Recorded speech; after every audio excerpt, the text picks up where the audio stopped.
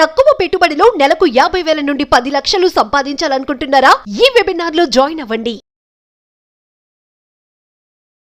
Hi viewers, India's largest digital media network Suman టీవీకి స్వాగతం. ప్రస్తుతం మనతో ఉన్నారు motivational speaker and language trainer Vijaya Bangaru. అమ్మ నమస్తే. నమస్తే అమ్మ, ఆల్రెడీ నిన్న సుప్రీంకోర్టులో ట్రయల్స్ జరిగాయి. సో ఈ కోల్కతా ఇన్సిడెంట్ మీదే చాలా మందికి అసహనం కూడా కోల్పోతూ ఉన్నారు. అసలు నిన్న జరిగిన ట్రయల్స్లో అప్డేట్ ఏంటమ్మా? అంటే నిన్న ట్రయల్స్ జరిగాయండి కోర్టులో. ముగ్గురుతో కూడిన అది బెంచ్ ధర్మాసనంలో. సో వాళ్ళు చాలా అప్డేట్స్ వాళ్ళు అడిగారు. అప్డేట్స్ అడిగినప్పుడు ఏం చెప్పారంటే వీళ్ళు సిబిఐ వాళ్ళు, సార్ మాకు ఇంకొక 1 వీక్ టైం కావాలి, ఎందుకంటే ఈ డిఎన్ఏ టెస్ట్లు అవి ఢిల్లీకి మళ్ళీ పంపించాలి, మేము మళ్ళీ టెస్ట్ చేయించాలి అని అడిగినప్పుడు ధర్మాసనం ఒక 1 వీక్ వరకు మళ్ళీ టైం ఎక్స్టెండ్ చేసింది. అంటే నెక్స్ట్ వీక్ అంటే 17th ట్యూస్డే రోజు లోపల ఇవ్వమని చెప్పారనమాట.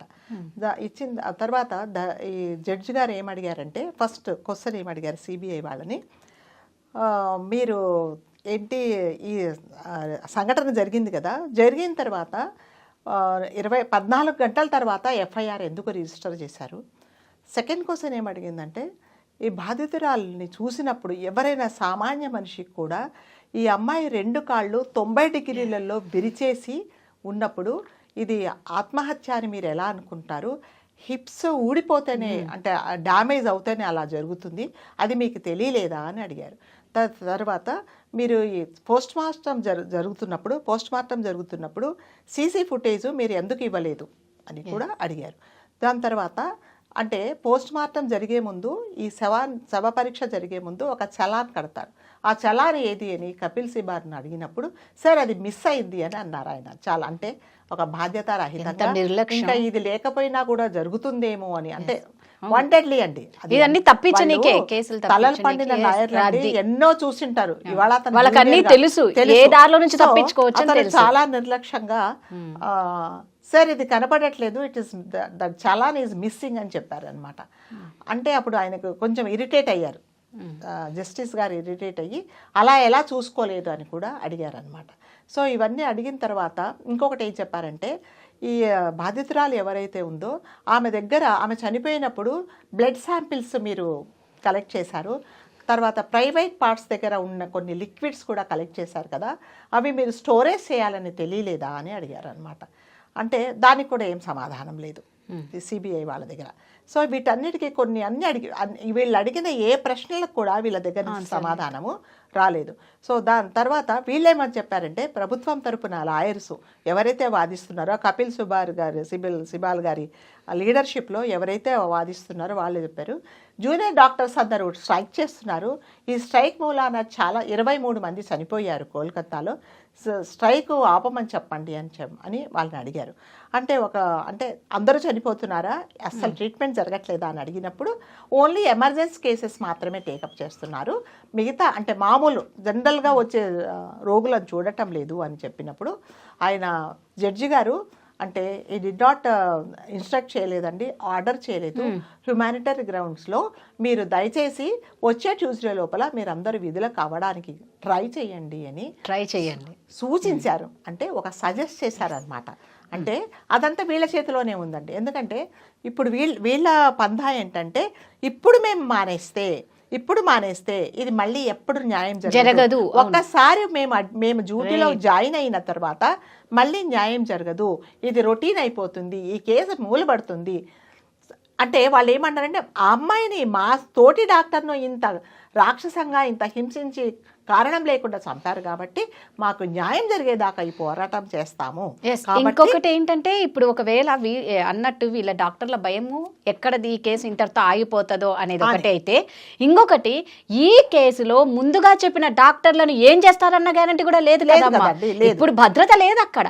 ఓకే, ఇందులో చెప్పింటారు ఇక్కడ ఇలా అన్న వాళ్ళ పరిస్థితి ఏంటి? అదే అందుకని వాళ్ళేమనుకుంటున్నారంటే, ఇది ఏదైనా తేలని అంటే ఇంకొకటి ఆవిడ ఏమంటారంటే, గవర్నమెంట్ వాళ్ళు మీరు ఇన్ని రోజులు స్ట్రైక్ చేసినందుకు మీ మీద మేము యాక్షన్ తీసుకోము, యాక్షన్ తీసుకుంటే ఏమవుతుందో కూడా వీళ్ళకి తెలుసు, యాక్షన్ ఏం తీసుకోము, మీరు మామూలుగా వచ్చి మీరు డ్యూటీస్ చేసుకోండి అంటే వేల మంది డాక్టర్స్ డ్యూటీలో జాయిన్ అయితే చేసేది ఎవరు ఉంటారండి?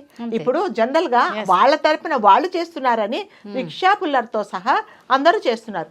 వాళ్ళే మానేస్తే ఇంకా అంతే కదా. అసలు మీకు ఎవరితో అంటే మీ టీంలో జరిగిన మీ ప్రొఫెషనల్లో జరిగిన మీ ప్రొఫెషన్ జరిగిన డాక్టర్కే మీకు మీరు సపోర్ట్ చేయకుండా మీరు విధులలో జాయిన్ అయిపోతే మేమెందుకు చేస్తామని నెమ్మదిగా జారుకుంటారు. అందుకని కోర్టు వాళ్లకు గవర్నమెంట్ తరపు వాళ్ళు చెప్పారు, లాయర్స్.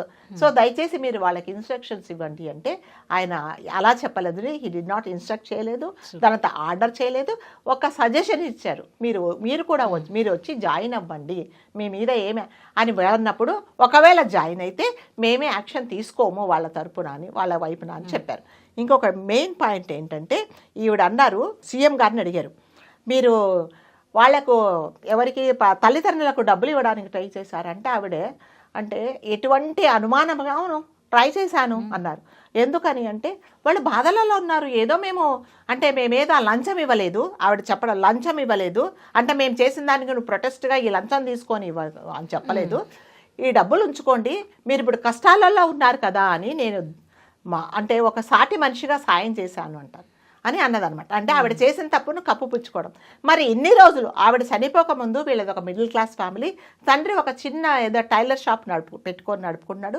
మిడిల్ క్లాస్ ఫ్యామిలీ, వీళ్ళు చాలా కష్టపడుతున్నారు. ఈ అమ్మాయి చాలా బ్రిలియంట్ అని అప్పుడు ఎందుకు సాయం చేయలేదు ప్రభుత్వం, ఇప్పుడే ఎందుకు చేస్తుంది అనేది అందరికి తెలిసింది. ఇప్పుడు ఎందుకు ఇంకొకటి, ఒక సీఎం అయ్యి ఇప్పుడు ఇచ్చాల్సిన టైంలో డబ్బులు కాదు కదా, న్యాయం చేయాలి అంటే నువ్వు ముందుకు రావాల్సింది. నిజంగా ఏ తప్పు చేయకపోతే తల్లిదండ్రులను ప్లీజ్ చేసేసి వాళ్ళని టెంపరీగా సంతోష పెడదామనే వీళ్ళు ట్రై చేస్తున్నారు.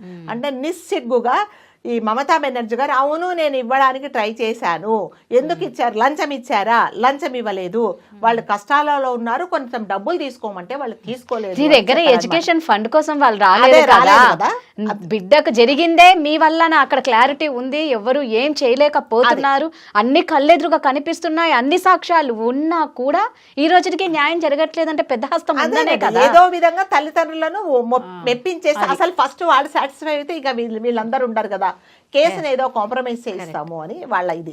ఇప్పుడు ఒకటే అమ్మా, ప్రజలకు ఏమైపోయింది అంటే ఈ కేసు నీరు కాచిపోతుందేమో, అంటే ఇందులో తీర్పు రాదేమో, అన్ని ఆధారాలు ఉన్నా ఒక్కసారి 3rd డిగ్రీ ఇస్తే అయిపోతుంది కదా, లై డిటెక్టర్ చేసినా కూడా ఇంకా రావట్లేదు అంటే జనాలకు ఏమైపోయిందంటే ఒకసారి అన్ని తెలుసు కదా, ఎందుకు ఇంకా స్టెప్ వేయటం లేదు అంటే ఇది పెద్ద శక్తులు ఉన్నాయనే కదా. ఇది ఏదో అంటే వీళ్ళు ఇంత సివియర్ గా చేస్తున్నారు స్ట్రైక్. అంటే ఫస్ట్ రోజు ఏ రోజైతే ఎలా మొదలు పెట్టారో ఇవాళ కంటే నెల రోజులు అయినా కూడా ఇంకా వీళ్ళు ఆపటం లేదు. ఏదో రకంగా మనము వీళ్ళని కాంప్రమైజ్ చేస్తామని. అప్పుడు తండ్రి ఏం చెప్పాడంటే ఇలా మమ్మల్ని ఆ రోజు చాలా ఒత్తిడి చేశారు, అదేంటి తొందరగా దహన సంస్కారాలు చేయమని. అప్పుడు మేము చెప్పాను మాకు కూడా ఒక పద్ధతి, మా సాంప్రదాయం మాకు చేయాలి, మా చుట్టపక్కలను పిలుచుకుంటాము అని అన్నప్పుడు అందరికీ మేము తెలియపరచాలి అని అన్నప్పుడు పోలీసు వాళ్ళు చెప్పారు అదంతా కాదు, ఇప్పుడు జరిగింది ఏదో జరగమని మమ్మల్ని హడావుడి చేశారు. ఆ షాక్లో మేము ఏమనుకున్నామంటే ఏ విధంగా చనిపోయిందో కూడా మాకు తెలియని పరిస్థితుల్లో మేము దహనం చేశాము, మా అమ్మాయి మీద ఇలాంటి క్రూరమైన ఇది చేసి ఇంత బాధ పెట్టి చేశారనుకుంటే మేము దహన సంస్కారాలు చేసి ఉండేవాళ్ళం కాదు అంటే ఆమె చనిపోయినందుకు ఇప్పుడు కొన్ని ఎవిడెన్స్ లేకుండా అయిపోయింది, మేము ఎన్ని రోజులైనా ఆమెను అట్లానే పెట్టుకునేవాళ్ళం తండ్రి చాలా ఆవేదనగా చెప్పాడండి. అంటే ఇదంతా దీన్ని బట్టి ఏంటంటే ఏ రకంగానైనా ఈ కేసును అసలు నీరు గార్చాలని, అసలు ఏమి అంటే అందరు ప్రజలు మర్చిపోవాలని వాళ్ళు ప్రభుత్వం అంటే ట్రై చేస్తుంది తప్ప ఆమె తరపున మాట్లాడడానికి మాత్రం ఎవరూ లేరండి. కాబట్టి ఇదేంటంటే ఎవ్వరు ఆపరు, ఈ పోరాటం అయితే ఆపరు. నెక్స్ట్ ట్యూస్డే లోపల ఫైనల్గా అప్డేట్స్ ఇవ్వమని చెప్పి కోర్టు వాళ్ళు చెప్పారు. సో అది ఎందుకంటే ఆ డిఎన్ఏ టెస్ట్ల కోసం మళ్ళీ ఇంకొకసారి అక్కడికి పంపించాలని చెప్పి ఢిల్లీకి పంపించాలని రిక్వెస్ట్ చేసినప్పుడు 1 వీక్ లాయర్ జస్టిస్ గారు ఒక 1 వీక్ ఇచ్చారు. లెట్స్ సీ నెక్స్ట్ 17th లోపల మళ్ళీ మనకి ఇది మంచి న్యాయం జరుగుతుందనే మనం పోరాడాలి.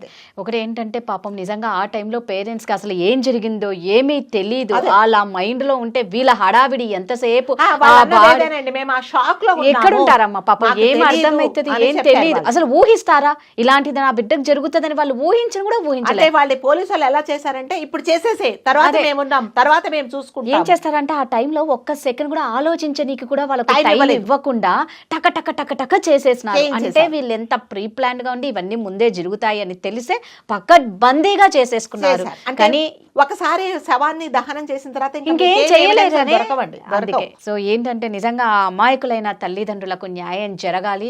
ఇందులో పెద్ద శక్తులు హస్తాలు ఉన్నాయని అందరికీ తెలుసు కాబట్టి అందరం పోరాటం ఆపకుండా పోరాడాలి, అలు పెరగకుండా. ఆ బిడ్డ ఆత్మకు శాంతి చేకూరాలి, ఆ తల్లిదండ్రులకు న్యాయం జరగాలి, ధైర్యం ఆ భగవంతుడు ఇవ్వాలని కోరుకుంటాం. సో మనం ప్రతి వీడియోలో రిక్వెస్ట్ చేస్తున్నామండి, తప్పకుండా అమ్మాయికి న్యాయం జరగాలనే పోరాడదాం. రైట్, నమస్తే. Thank you.